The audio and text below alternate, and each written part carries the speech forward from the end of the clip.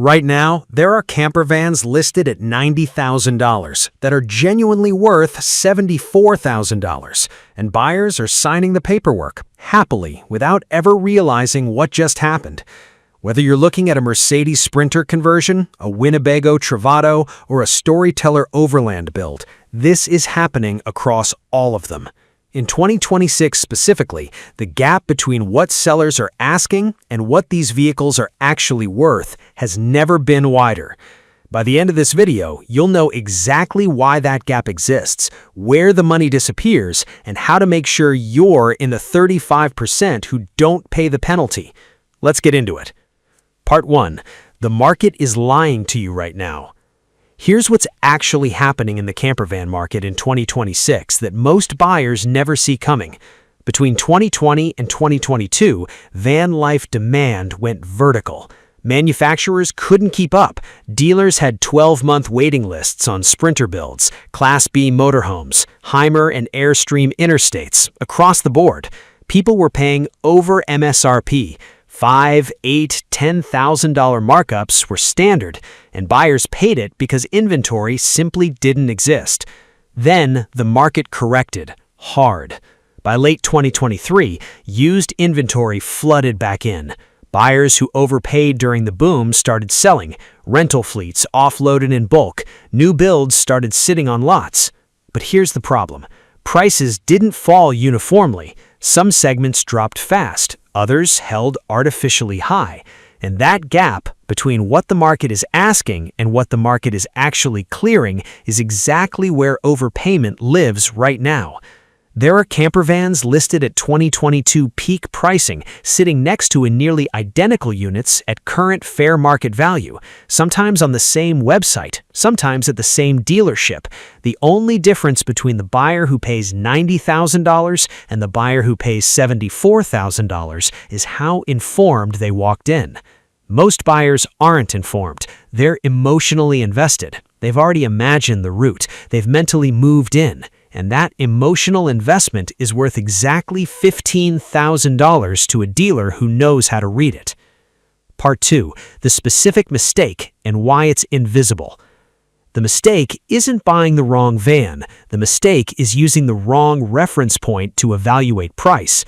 Most buyers anchor to the sticker price, what the seller is asking, then negotiate down a little, feel like they won, and sign.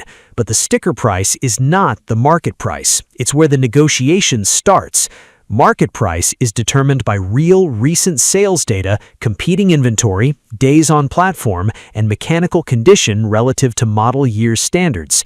And this is the part most people miss. Those are two completely different numbers in 2026. Here's what that actually costs someone.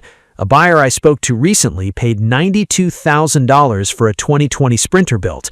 Clean layout, good photos, felt like a fair deal after he talked the seller down from $97,000. 6 months later, he was watching nearly identical vans, same year, same mileage, comparable build quality, sell for $74,000 to $77,000. His reaction wasn't anger, it was regret, because by then it was already too late. That's the difference between finishing the trip or going home early because the money ran out. This isn't a rare story. In 2026, it's the default for uninformed buyers. Here's the hard math. A 2020 Mercedes Sprinter 2500 high-roof conversion with around 45,000 miles, a common spec on the market right now, might be listed at $89,000. It feels reasonable. It's a Sprinter, it's built out, the photos look clean. But pull actual recent sold listings for that same year, spec, and mileage range, and comparable units are clearing between $72,000 and $78,000. You're looking at an $11,000 to $17,000 gap between what the seller wants and what that van is worth. That's not negotiation room. That's the penalty for walking in without data. Part 3. Where the $15,000 actually hides. Now, at this point, you might be thinking, okay, I get it. Prices are inflated. I'll just negotiate harder. But what most buyers still don't realize is that the overpayment isn't always in the headline number. Sometimes it's buried in places you'd never think to look, and that's the part that's actually costing people the most. 3 specific places. First, the build quality tax. Not all conversions are equal, and they don't look unequal in photos. That's the trap. A $95,000 Sprinter from a reputable conversion house has a completely different cost structure than a $95,000 Sprinter built by a local shop nobody can verify. The difference shows up in the electrical system, the insulation spec, the plumbing quality, the cabinetry joinery. You won't feel it on a test drive. You'll feel it at 60,000 miles when something fails and you discover the components are generic, the wiring isn't labeled, and nobody will honor the work. Buyers routinely pay premium conversion prices for build quality that doesn't support the premium. That gap alone can represent $8,000 to $12,000 of phantom value baked into the ask. Second, the diesel liability nobody talks about. But here's where buyers really get trapped. If you're buying a diesel Sprinter, especially anything from 2019 to 2021, AdBlue consumption problems, DPF regeneration failures, and EGR valve issues are a documented pattern at higher mileages. A van that runs clean and looks sharp at 50,000 miles can have $4,000 to $7,000 in deferred diesel maintenance sitting underneath it.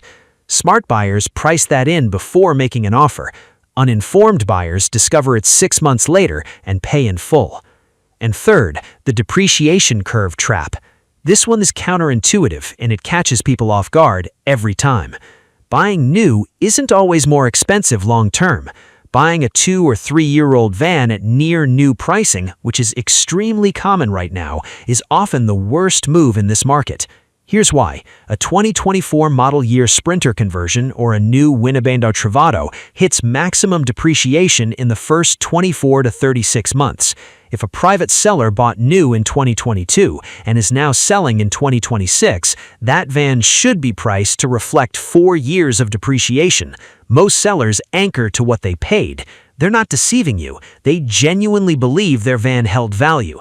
The market disagrees, and the market is right. The sweet spot in 2026 is a 2019 to 2021 model year with documented service history, clean mechanical inspection, and an owner who bought before the pandemic peak. That van already absorbed the worst of the depreciation. You're not paying a new van premium, and you're not walking into the crater the 2022 buyers are currently falling into. Part 4. The controversial truth most channels won't say. Here's where it gets uncomfortable. The van life content ecosystem has a financial interest in you buying at full price. Not every channel, not every creator, but a meaningful percentage of the campervan content you're watching is either directly sponsored by manufacturers, affiliated with dealers, or generating income from the aspiration of van life rather than the reality of the transaction. The tours are beautiful, the locations are stunning, the storytelling is compelling. None of that is dishonest on its face. But here's what's missing. There is almost no content that shows you the actual inspection report on a used Sprinter, almost no content that walks through a real negotiation, almost no content that shows what happens when the lithium battery system fails at 65,000 miles and the conversion warranty is lapsed. The financial incentive in this space is to sell the dream. Your financial interest is to buy the vehicle at the right price. Those two things are not the same. And recognizing that gap is worth more to you than any single tip in this video. Part 5. The platform decision, where you lose before negotiation even starts. This is where buyers lose money before they even start negotiating, because platform choice locks in your entire cost structure, whether you realize it or not. Get it wrong here, and no amount of smart negotiating fixes it downstream. In the USA, the 3 dominant platforms are the Mercedes Sprinter, the Ford Transit, and the Ram ProMaster. The Sprinter is the aspirational choice, best resale, most established conversion ecosystem, genuine long-haul capability, but it carries a service network premium. Mercedes dealers are not cheap, and the diesel variant carries the maintenance complexity we've already covered. For buyers doing 15,000 to 25,000 miles a year with reliable access to urban service centers, the Sprinter is defensible. For buyers going deep off-grid on a tight service budget, the Sprinter premium isn't justified by the actual use case. And this is where it breaks down for a lot of buyers. They choose the Sprinter because it's the prestige option, not because it's the right match for how they actually travel. That mismatch costs them. not just at purchase, but every time something needs service.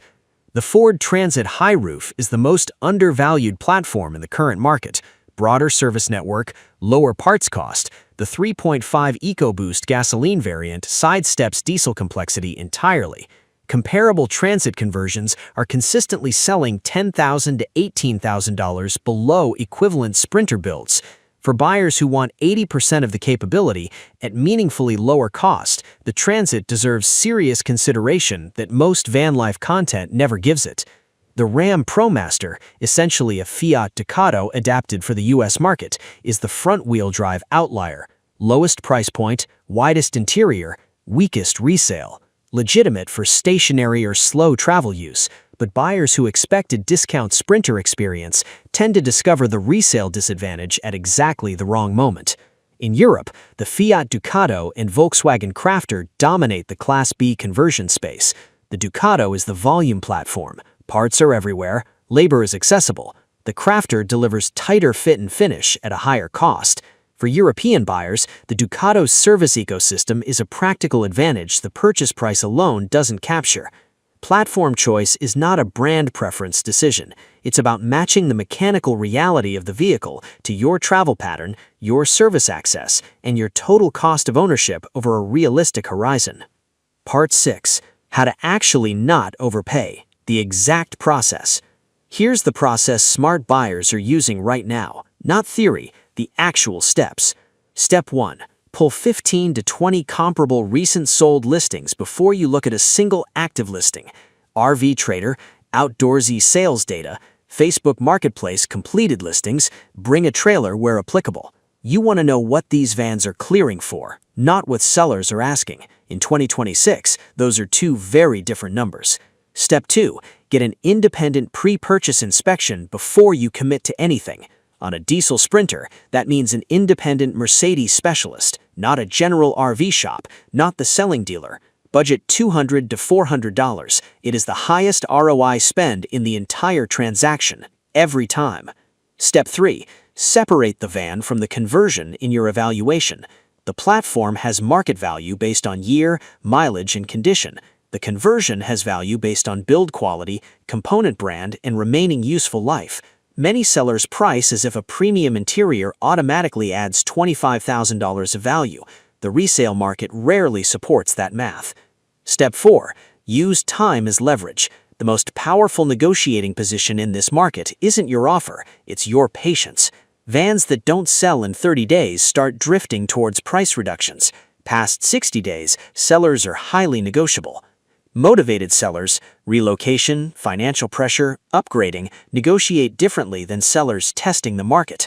Learn to identify which type you're dealing with before you make a number.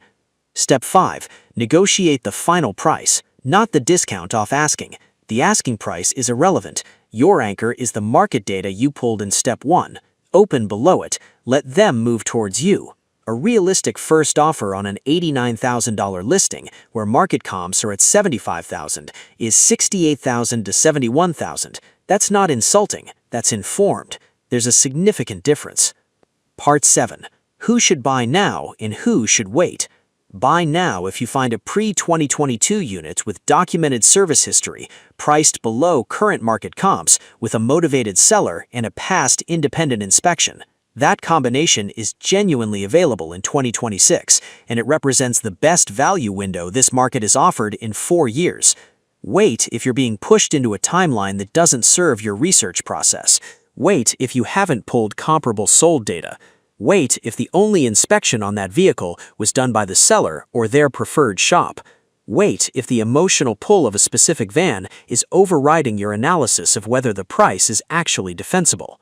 And walk away completely from any seller, dealer or private, who refuses an independent pre-purchase inspection. That refusal is the answer. You just need to hear it. The real cost of buying uninformed. The $15,000 number isn't a scare tactic, it's a composite of the actual transaction gaps visible in this market right now. Platform premium over real use case, conversion quality that doesn't match the ask, deferred mechanical liability you didn't price in, a depreciation curve you didn't account for, a negotiation anchored to the seller's number instead of the market's. Any one of those errors costs real money. 2 or 3 together gets you to $15,000 before you've slept a single night in the van. The buyers who come out of 2026 with the right vehicle at the right price are not the most passionate about van life. They didn't watch the most tours. They treated this like the 5 to 6 figure financial decision it actually is, with data, patience, and a process that wasn't driven by emotion. That's the only difference between the 35% who buy smart and everyone else. I want your honest answer in the comments. Do you think most van life creators would still recommend these vans if they had to buy them at today's prices with their own money? Drop your real take below. I read every one.